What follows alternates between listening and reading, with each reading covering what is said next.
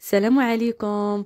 اليوم ان شاء الله نقدم لكم الحلوى بالتمر بالسكر كلاصي اللي كتجي هشيشه وكتذوب في الفم. تابعوا معايا المقادير على بركه الله. عندي هنا 250 غرام ديال الزبده، ساشي ديال الفاني وساشي خماره حمراء، 4 صفر ديال البيض، كاس زيت، كاس سكر كلاصي والدقيق حسب الخليط. عندي هنا الزبده كيف ما كتشوفوا قطعتها، غنزيد عليها كاس ديال السكر كلاصي، غادي نخلطهم مع بعضياتهم، ومن بعد غادي نزيد عليهم كاس ديال الزيت، وغادي نبقى نخلط في الزبده مع السكر كلاصي والزيت حتى الخليط يتجانس مزيان مع بعضه، وغادي نزيد عليه صفر البيض، وغادي نبقى نخلط مزيان حتى الخليط يولي لي على شكل كريمي. زدت ساشي ديال الفاني ونبقى نخلط مزيان.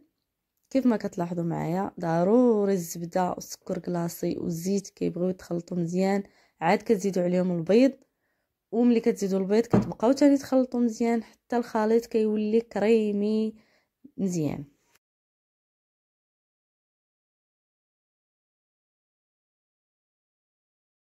من بعد ما الخليط كيتخلط لكم مزيان كتزيدوا الدقيق، الفورص ديال الحلوى بنوعيه جيده، كتغربلوه من طبيعه الحال، كتزيدوا عليه ساشي ديال الخماره حمراء وكتبداو تعجنوا فيه حتى كيتعجن مزيان حتى كتولي العجينه كيف ما كتلاحظوا معايا هكا، كتكون رطبه، ما كتكونش تلصق بزاف وما كتقصعوهاش بزاف، المهم على حسب كيف ما كتشوفوا معايا انا العجين.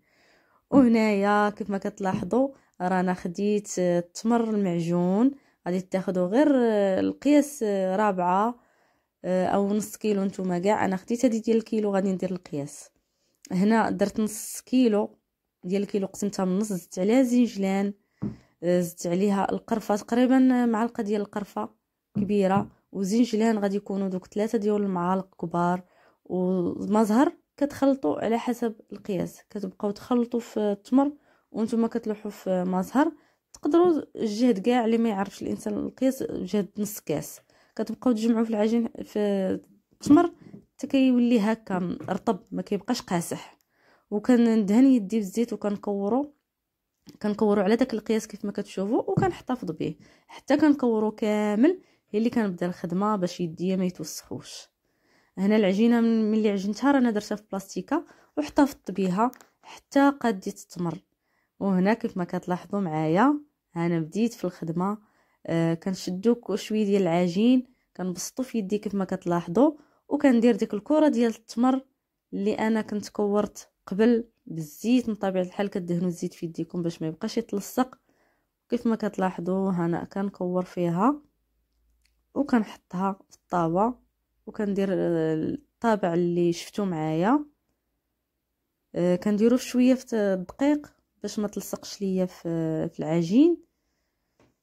كيف ما كتشوفوا كيجي الشكل رائع هائل زوين على شكل وريضه. والطابع راه فيه اشكال، كاين مربع، كاين المهم الزواقه راه كتبقى على الشكل، المهم على الرغبه ديالكم اللي بغيتو. من بعد راه كتكوروا كلشي، كتكوروا كاع العجين تتصفى في الطاوه كامله، هي اللي كتبقاو تطبعوا كل وحده بوحدها. كيف ما كتلاحظوا كديروا الطابع في الدقيق باش ما يتلصقش ليكم، مع بعض المرات كتبدا تلصق. ملي كتعرفوا راسكم قربتوا كتساليو كتسخنوا الفران وكتطفيو الفوقاني، كتخليو غير التحتاني وكتنقصوا ليه، كتخشيوها كامله في الفران وكتوجدوا سكر كلاصي سبيسيال، كتخرجوها سخونه كتخليوها حتى كتبرد، هي اللي كتبداو تمرمدوها في سكر كلاصي سبيسيال كيف ما كتلاحظوا معايا.